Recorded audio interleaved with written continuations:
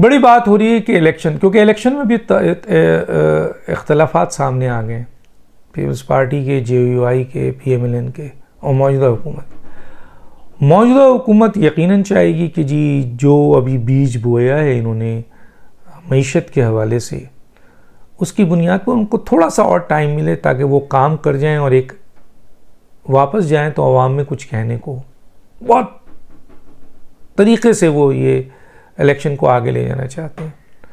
और आपने देखिए अब कि अब एक बिल भी पास हो गया है और शायद वो कानून भी बन जाएगा कि जी ये इख्तियार इलेक्शन कमीशन को दे दिया गया है कि वो कब और कैसे इलेक्शन कराए। जो पहले एक सदर के पास था डेट देने का, वो शेड्यूल टाइम वो इधर दे दिया गया। आइन इलेक्शन एक्ट 2017 के 58-57 में तरमीम की गई है। तो जो एक क्लैश चल रहा था सुप्रीम कोर्ट में मौजूद था कि जी 14 मई तो वो तो गुजर चुकी है, अब तो जून आ गया है, तो वो तो पर्चे उड़ गए उसके। लेकिन असल में ये इख्तियार है ही इलेक्शन कमीशन का, तो दे दिया गया है। तो ज़ाहिर है इलेक्शन कमीशन कितना इंडिपेंडेंट वो वक्त बताएगा, लेकिन इलेक्शन कमीशन जब इलेक्शन कराने जाता है तो उसको सबसे बड़ी सपोर्ट हुकूमत की चाहिए, इंतज़ामिया की चाहिए, फ़ौज की चाहिए। इंतज़ामिया उसको फ़ंड देती है, फैसिलिटेट करती है, जुडिशरी से भी, क्योंकि वो उनके जो रिटेनिंग ऑफिसर और फलां ऑफिसर है वो उनकी भी ज़रूरत होती है, लेकिन जो मेजर है वो हुकूमत है। तो अब ये इख्तियार इलेक्शन कमीशन को आ गया है कि वो इलेक्शन की डेट देगा। तो क्या हुकूमत ये चाहेगी कि अक्टूबर में इलेक्शन हो जाए? क्यों ना ऐसे हालात मज़ीद बनाए जाएं। उसके हालात एक और बहुत सॉलिड हालात हैं और वो है IMF का। IMF की अभी तक इनके साथ हुआ नहीं है और हुकूमत ने जो बजट दिया है और जो तजावीज़ दिया आइंदा माली साल की, उस पर IMF को शदीद एतराज़ है। अच्छा, ये भी कहा जा रहा है कि हुकूमत IMF से जब तक एग्रीमेंट नहीं करेगी मईशत बेहतर नहीं हो सकती।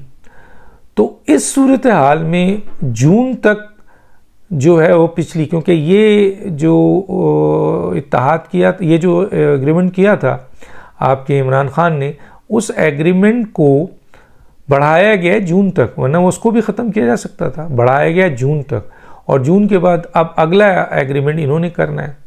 हालांकि इसहाक डार और IMF के स्टेटमेंट से बड़े अख्तलाफात सामने आ रहे हैं, लेकिन इन अख्तलाफात में जो सबसे इम्पॉर्टेंट मसला है वो ये है कि इनके साथ जब एग्रीमेंट करने जाएंगे और फिर वो जो ड्यूरेशन होता है, उस ड्यूरेशन में केयर टेकर गवर्नमेंट के साथ IMF जो है वो नहीं करेगी अपना क्या कहते हैं एग्रीमेंट।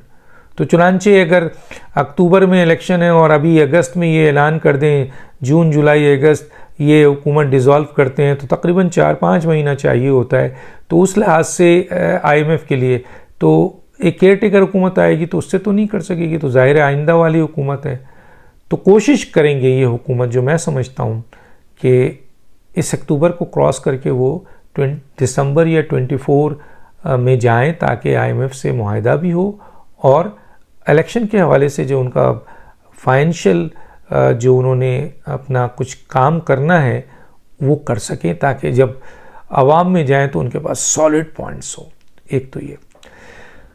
अच्छा, जाहिर है PTI तो है नहीं, इमरान खान का मसला तो है नहीं, वो जो मांग रहे थे वो, और अब तो बिगड़ चुके हैं। अभी तो PTI लड़ेगी नहीं लड़ेगी, इमरान खान जेल में होंगे नहीं होंगे, ये एक अलग मसला सामने आएगा।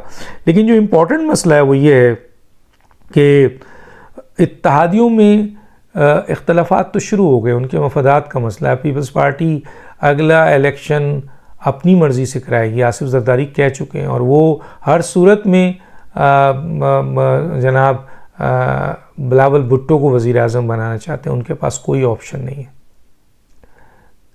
भुट्टो साहब का याद है एक ज़माने में कोई बात हुई थी तो उन्होंने कहा था मेरी एज उस जगह पे है कि मैं अब वज़ीर आज़म, कहते हैं कुछ लोग, मैं अब वज़ीर आज़म नहीं बना तो फिर मैं कभी नहीं बन सकता।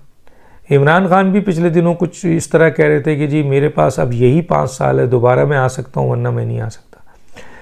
इसी तरह आसिफ अली जरदारी का किसी जगह उनका स्टेटमेंट है कि यही वो वक्त है जिसमें मैं बिलावल को वज़ीर आज़म देखना चाहता हूँ और उसके बाद शायद मुझे इतनी मोहलत ना मिले या मैं इतनी बेहतर सियासत ना कर सकूँ या इतनी बेहतर जोड़ तोड़ ना कर सकूँ। तो क्या पीपल्स पार्टी के लिए अक्टूबर में इलेक्शन बेहतर है या आगे? तो पीपल्स पार्टी बहुत तरीके से मॉनिटर कर रही है और अपने आप को स्ट्रॉन्ग कर रही है। और ये भी हो सकता है कि किसी स्टेज पर अगर पीपल्स पार्टी ये महसूस करे कि अक्टूबर का इलेक्शन उसके फेवर में है तो वो पीछे हट जाएगी और जाहिर है मौजूदा हुकूमत की अक्सरियत गिरती है तो फिर हुकूमत पे इलेक्शन पे जाना पड़ेगा। हालांकि इनकी पॉलिसी है कि इलेक्शन को आगे बढ़ाया जाए। और अगर पीपल्स पार्टी ये समझती है कि नहीं जी लिंगर ऑन किया जाए और उसकी हुकूमत उस वक्त आ सकती है जब थोड़ा सा और टाइम उसे मिले और वो होमवर्क कर ले, तो फिर वो भी आगे ले जाएगी। तो ये इलेक्शन अक्टूबर में होते हैं, 2024 में होते हैं, ये इनके इंटरेस्ट पर डिपेंड करता है। ये अब रूल्स रेगुलेशन कानून और आइन और वो मैंने इलेक्शन कमीशन बता दिया है। इत्तेहादियों में कई चीज़ों में इख्तलाफात शुरू हो गए हैं। अभी आपने देखा बिलावल भुट्टो साहब का स्टेटमेंट आया है कि जी हुकूमत होश के कानून ले, अगर हुकूमत ने सैलाब ज़दगान के लिए जो वादे किए थे वो पूरे नहीं किए तो हम बजट पास नहीं होने देंगे। बहुत बड़ी धमकी है। फिर उधर देखा है हमने कि जी पीसीबी के चेयरमैन के लिए ज़का अशरफ पे पीपल्स पार्टी स्टैंड कर रही है। फिर हम ये देख रहे हैं कि जी पीपल्स पार्टी मुख्तलिफ सीट्स के हवाले से, सीट एडजस्टमेंट के हवाले से पंजाब में सोच रही है आया PMLN इसके लिए एग्री करेगी नहीं करेगी, तो वहाँ इख्तलाफात आ रहे हैं। फिर ये है कि आज़ाद कश्मीर में जो सीट जीती गई है वो PMLN पीपल्स पार्टी से शदीद एहतजाज किया है। वो कहते हैं जी आपने धांधली की है।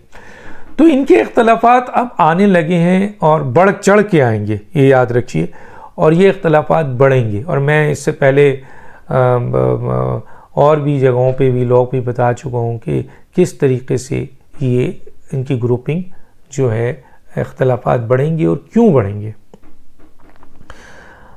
अब एक और चीज़ जो बहुत ही इम्पोर्टेंट है वो ये है कि नई इत्तेहादी हुकूमत किसकी होगी, ये बहुत ही इम्पोर्टेंट है। और उसमें जरदारी साहब बहुत बड़ा खेल खेलेंगे। नवाज़ शरीफ की मोहब्बत में जो लोग होंगे वो आएंगे। आइंदा आने वाले वक्त में आप देख सकते हैं कि ये मेरे व्लॉग में कि मैंने इसे बता दिया है या बताऊंगा कि किस तरीके से ये इत्तेहाद बनेगा। क्या 2/3 मेजॉरिटी किसी को मिलेगी? मैं यहाँ पर तो क्लियर कह देता हूँ, क्योंकि 2/3 मेजॉरिटी ना PMLN ले सकती है ना पीपल्स पार्टी ले सकती है। आइंदा आने वाले जनरल इलेक्शंस में एक इत्तेहादी हुकूमत बनेगी। पीपल्स पार्टी के माइंड के लोग एक तरफ खड़े हो जाएंगे और नवाज़ शरीफ की सपोर्ट के लोग एक तरफ खड़े हो जाएंगे। लेकिन ताकत इत्तेहादियों में जो होगी वो आसिफ जरदारी के साथ होगी। 1-2 पार्टी है JUI, इधर गिरती है या इधर गिरती है। मेरे लिहाज से ज़्यादा चांसेस इधर है, लेकिन अगर इधर गिरती है तो वज़न बढ़ता है, इधर गिरती है तो वज़न पड़ता है। तो आइंदा आने वाले वक्त में PMLN एक बड़ी सियासी जमात के तौर पर उभरे, उसके लिए नवाज़ शरीफ का यहाँ कबल अज़ वक्त होना ज़रूरी है। और जो PMLN के अंदर बहुत बड़ा ग्रुप बन चुका है, मुख्तलिफ और बड़े ग्रुप हैं, 4-3 ग्रुप हैं और बड़ी शदीद लड़ाई है, तो वो अगर नवाज़ शरीफ शायद आ जाएं तो ये ग्रुप सुकड़ जाए। वरना ये ग्रुप ने अगर एक्शन लिया तो फिर PMLN तो वैसे ही मसाइल का शिकार हो जाएगी। तो लगता ये है कि पाकिस्तान पीपल्स पार्टी पंजाब में भी कहीं ना कहीं इंटर हो जाए। फिर वो इस्तेहकाम पार्टी एक आई है, उसको भी ऑक्सीजन दी जा रही है और उसमें भी कुछ इलेक्टेबल्स हैं, हो सकता है वो एक अच्छी सीट ले जाए। PMLQ में सरदार चौई सरवर साहब अपना रोल अदा कर रहे हैं, तो वो भी एक काम कर जाएं। तो बेसिकली आइंदा हुकूमत इत्तेहादी हुकूमत है। और अब देखना ये है कि PMLN किसको वज़ीर आज़म नामज़द करती है, क्योंकि पीपल्स पार्टी का तो नामज़द वज़ीर आज़म बिलावल भुट्टो है। ये भी एक बहुत अहम फैक्टर होगा कि PMLN किसको, नवाज़ शरीफ को अगर वो ला करते हैं तो शायद कमज़ोर रहेगा। लेकिन अगर शहबाज शरीफ को ये दोबारा चांस देते हैं तो शहबाज शरीफ इस्टेब्लिशमेंट बहुत क्लोज़ है, तो यहाँ पर मुकाबला सख्त हो जाएगा। तो दानिश को याद दीजिए। अल्लाह हाफ़िज़।